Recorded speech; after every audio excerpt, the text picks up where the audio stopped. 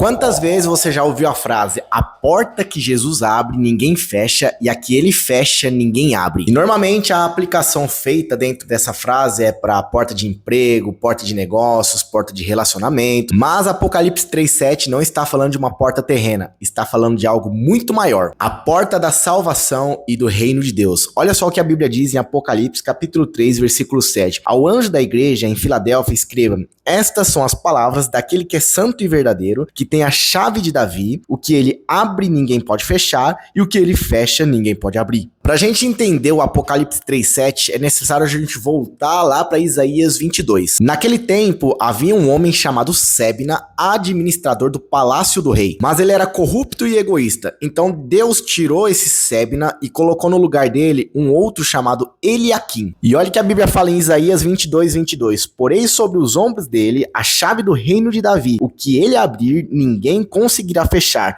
E o que ele fechar, ninguém conseguirá abrir. E essa chave não era pequena. Era literalmente colocada aqui sobre o ombro como um símbolo de autoridade sobre o palácio. Eliaquim, que carregava essa chave, ele decidia quem poderia ter acesso ao rei e quem não poderia ter acesso ao rei. Por isso que a Bíblia fala que o que ele abrir, ninguém consegue fechar, e o que ele fechar, ninguém consegue abrir. E por que se chama chave de Davi? Porque Deus tinha prometido a Davi que a sua casa e o seu trono seria estabelecido para sempre, em 2 Samuel, capítulo 7, versículo 16. Quanto a você, sua dinastia e o seu reino permanecerão para sempre diante de mim, o seu trono será estabelecido para sempre. Ou seja, a chave representava a autoridade sobre o trono davídico, sobre o governo da linhagem de Davi. Dito isso, quando Jesus afirma em Apocalipse que ele tem a chave de Davi, o que ele abre ninguém fecha e o que ele fecha ninguém abre, ele está declarando que é herdeiro legítimo da promessa feita a Davi. Sendo assim, a gente entende que Eliaquim apontava de alguma maneira para Cristo, mostrando que ele estava ali para administrar por um tempo determinado, mas que Jesus é o rei eterno, dono do trono e da chave. E a chave nas mãos dele significa que é ele quem decide quem entra no reino de Deus. Não é a religião, não é só a tradição, não é só a força própria, é só Cristo que abre essa porta, e se ele fechar, ninguém entra. Então sim, Jesus pode até abrir portas terrenas na sua vida, mas o texto é muito claro que não está falando disso. Está falando da única porta que realmente importa: o reino e a salvação. E se você gostou desse conteúdo, já salva ele para você meditar depois, compartilha com quem precisa, não esqueça de me seguir, que Deus abençoe.